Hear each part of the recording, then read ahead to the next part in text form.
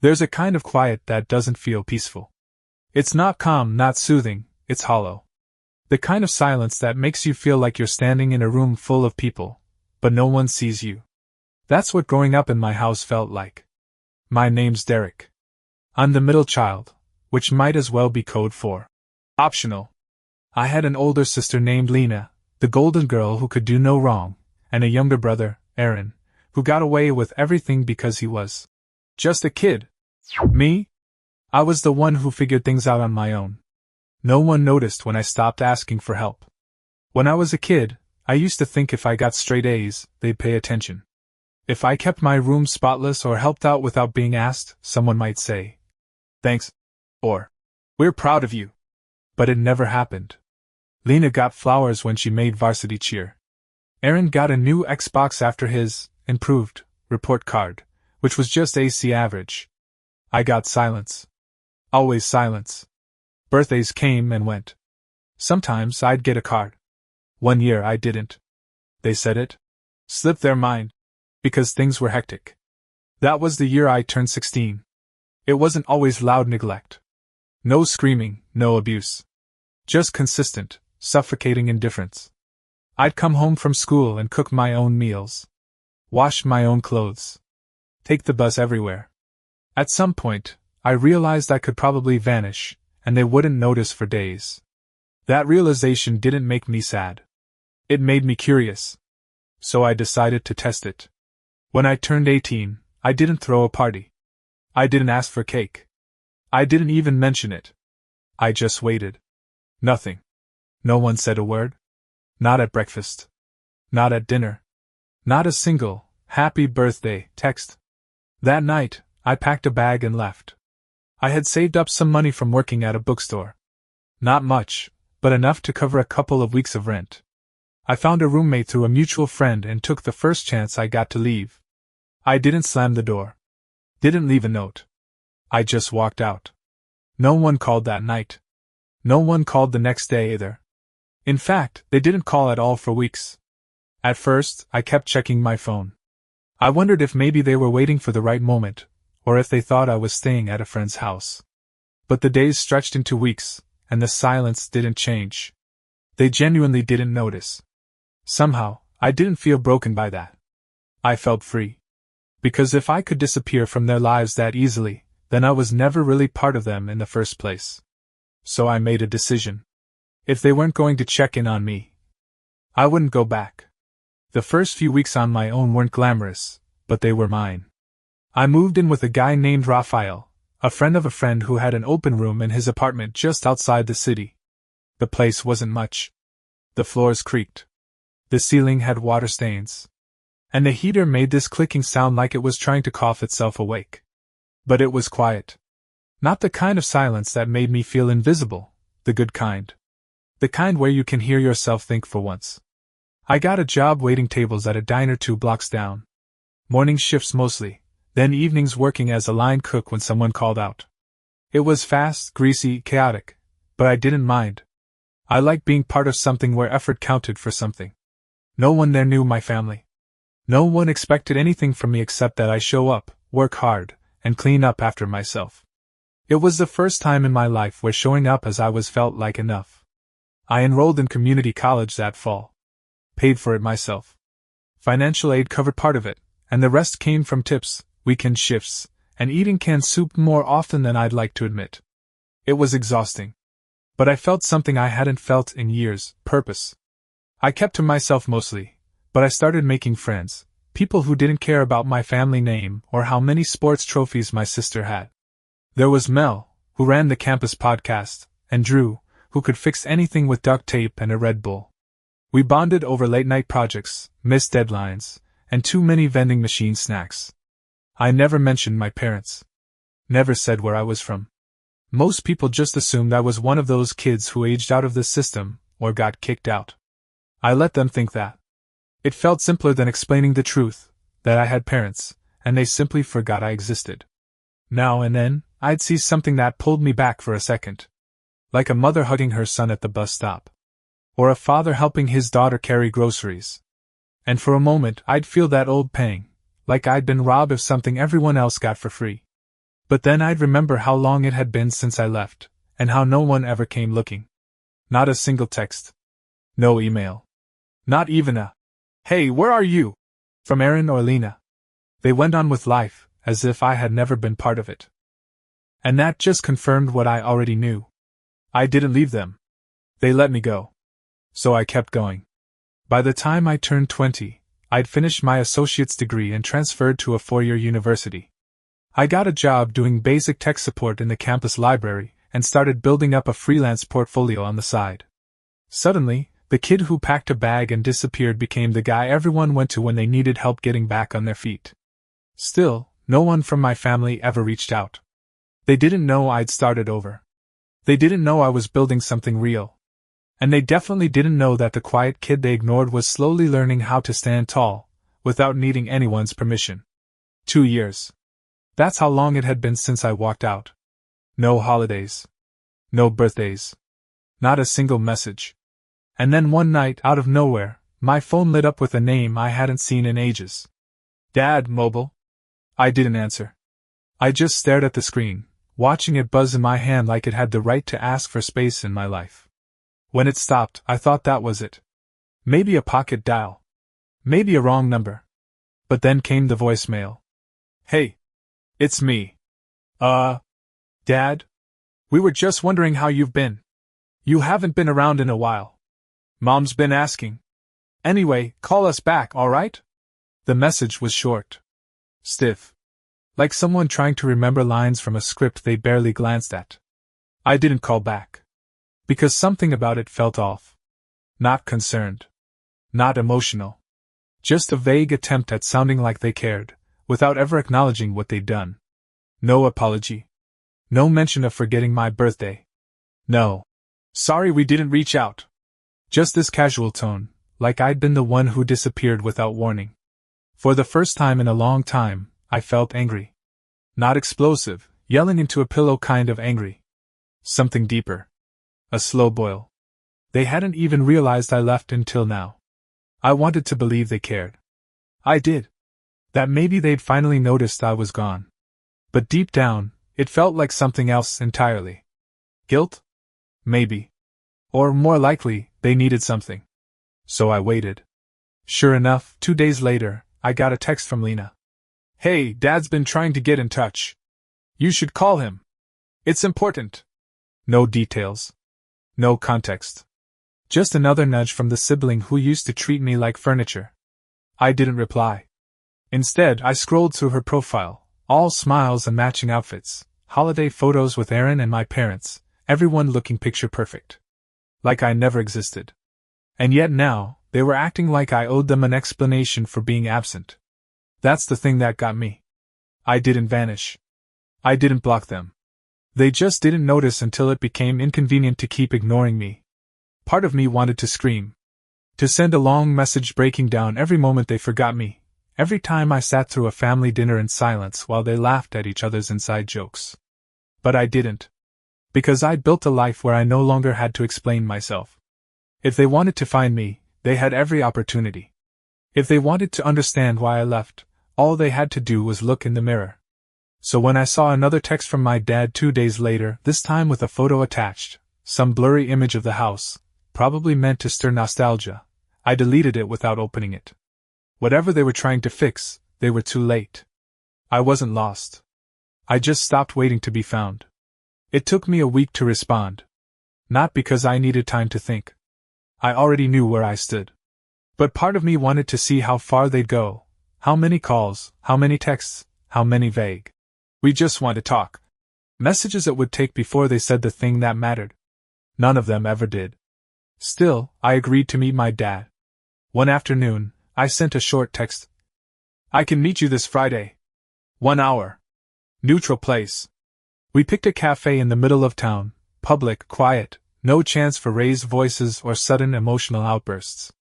I wore a hoodie and kept my earbuds in until the moment I saw him walk in. He looked older than I remembered. Tired. Like someone who'd aged more in 2 years than he had in the 10 before that. I stayed seated. Let him approach me. He hesitated for half a second when he saw me, like he wasn't sure if he should smile or apologize. He chose to smile. "Hey, Derek," he said, sliding into the seat across from me. "You look good." I nodded, didn't say anything. Just waited. He ordered coffee. I didn't. "So," he started, clearing his throat. "It's been a while." I kept my expression neutral. He wanted a reunion. I was there for answers. "We were surprised when you left. You didn't say anything." That was the first thing that made me blink. Surprised? I left without a word, and no one noticed for 2 years. He must have seen something shift in my face because he paused. Then he added, "We thought you were just staying at a friend's house." Then the months passed, and it just got harder to reach out. Was that their excuse? That they weren't sure where I was, so they chose not to try. He went on about how the house hadn't felt the same. How Lena got busy. How Aaron missed me. Even if he didn't know how to say it. He listed off these shallow fragments of memory like they proved something. But the thing that struck me was what he never said. No apology. No acknowledgement of the years I spent being ignored. No recognition of how painful it was to realize that I could disappear from their lives and they'd just keep eating dinner like nothing had changed. So I asked, "Why now?" That caught him off guard. "What do you mean? Why reach out after all this time? What changed?" He hesitated, then finally said it. "Your grandmother passed. The family's been strained. We're trying to reconnect." There it was. Not about me. Not about realizing they'd hurt me. Just the fallout of another family issue, and now they needed the kid they forgot to glue things back together. I stood up. "I'm sorry about Grandma," I said. "But I'm not the one you call when things fall apart. Not anymore." He looked like he wanted to protest, maybe say something noble or dramatic. But I was already putting on my jacket. "You didn't check in when I left," I continued. "You didn't even ask if I was okay. So no, I'm not here for closure. I'm here to make it clear that I moved on." I walked out without waiting for a response. Not because I was angry. Not because I wanted to hurt him. I just didn't need his validation anymore. The next day, he called again. I let it ring. He followed it up with a text. "We should have handled things differently. Your mom wants to see you too." It wasn't a surprise. I knew this was coming. The moment I walked away from that cafe, I could already see the pattern forming. They weren't reaching out because they understood. They were reaching out because they were losing control. Before, I was just convenient. Easy to ignore. Easier to assume I'd always be around when it suited them. Now that I'd set a boundary, they were scrambling to figure out how to get me back into the role I used to play. I didn't respond. Not immediately. I sat with it for a day. Thought about everything I could say, about the birthdays they missed, the conversations that never happened, the way the silence in that house used to feel like punishment I didn't deserve. But then I realized something important. They still hadn't apologized. Not once. Not directly. Not genuinely. Just vague suggestions that things had been hard, or complicated. And now they were trying to patch it over with more of the same, an invitation to return like the last few years didn't happen. So I wrote one message. Just one. "I hope you and Mom are well. I've created a life I'm proud of. I'm not interested in reopening old wounds. Please respect that." I hit send and turned off my phone for the weekend. There was power in that silence. Not the kind I used to feel at home, not the isolating, heavy kind. This was different. This silence came with peace. A quiet apartment. My own space. A playlist in the background. Dinner I cooked for myself. No yelling. No guilt. Just calm down. I spent that weekend working on a freelance project. One of my former professors had connected me with a nonprofit that needed help building out its donor dashboard. It was meaningful work, the kind that reminded me that I was building something that mattered. And it reminded me, too, that I was enough. Not because of what I'd achieved, but because I finally stopped begging to be seen by people who never wanted to look. That following week, I got one more message from Lena. "Dad's hurt. You didn't have to be so cold." It was almost laughable. Cold? I'd spent 2 decades giving that family every chance to notice me. I bent over backward to be the one who didn't need anything. Who helped. Who never complained. They called that love. But it was just convenience. When I stopped making their lives easier, suddenly I was cold. I didn't reply to her either. Not because I wanted to burn bridges, but because I finally understood that I wasn't the one who lit the match. All I did was step away from the fire. And that choice? It didn't make me heartless. It made me whole. Weeks passed. The calls stopped. No more texts from my dad. No voicemails. No cryptic messages from Lena about how the family was trying to heal. They gave up trying to pull me back in, or maybe they just shifted their focus. Either way, the silence returned. But this time, it didn't feel like neglect. It felt like relief. For the first time in my life, I wasn't looking over my shoulder, waiting for someone to remember I existed. I wasn't stuck in that old loop, trying to earn a place in a house that only valued me when it was convenient. I was just living. I had a stable job. A place I could afford.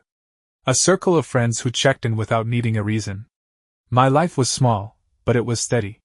That steadiness was something I'd never experienced before. Not at home. Back then, everything had strings attached.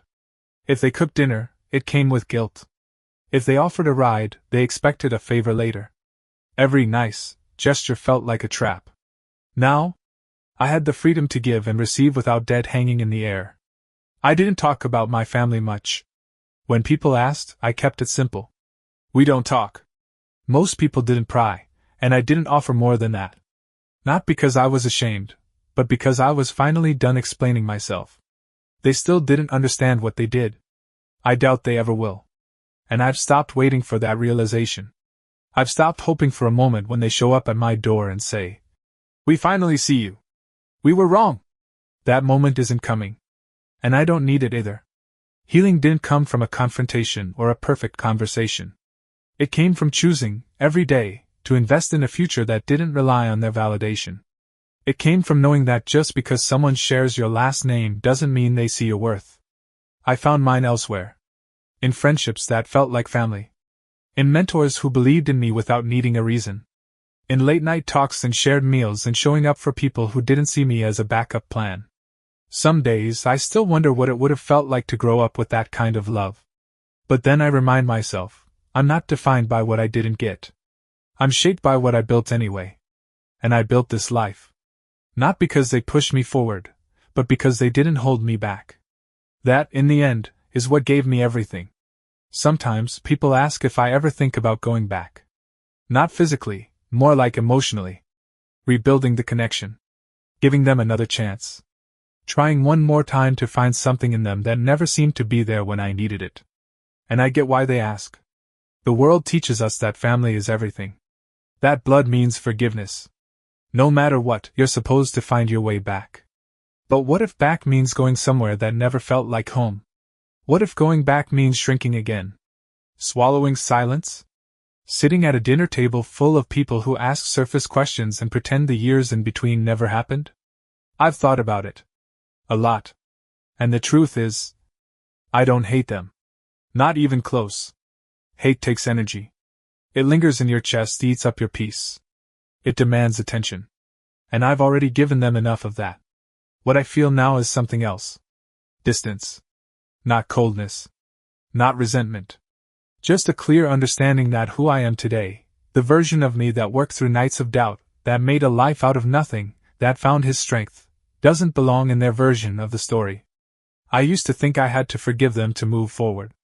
But the truth is, you don't always need closure to heal. Sometimes, healing is choosing to stop explaining. It's choosing not to chase the apology that never comes. Not because you're bitter, but because you finally understand that your growth doesn't depend on someone else's regret. I didn't choose to be invisible back then. But I'm choosing to be seen now, on my terms, in spaces that feel safe, around people who don't need my pain as context to care about me. I've created a life I love. It's not perfect. It doesn't have a grand finale or a sweeping emotional reunion. But it's real. It's quiet and calm and built with people who want to be here, who show up without being asked. Every so often, I'll get a message from someone back home. A cousin. An old neighbor. A vague, "Hope you're doing well." I don't ignore them. I reply when I feel like it. I stay kind. But I don't feel pulled back into that orbit. Because I'm not orbiting them anymore. I'm grounded. Centered. Free. Maybe they'll never see me. Maybe they'll always believe I was the one who walked away without cause. And that's okay. Because I know the truth. I didn't walk away to hurt anyone. I walked away because I deserved better than being forgotten. And I found it. Not in a new family. Not in some perfect answer. But in the decision to stop waiting. In the decision to live, really live, without looking back.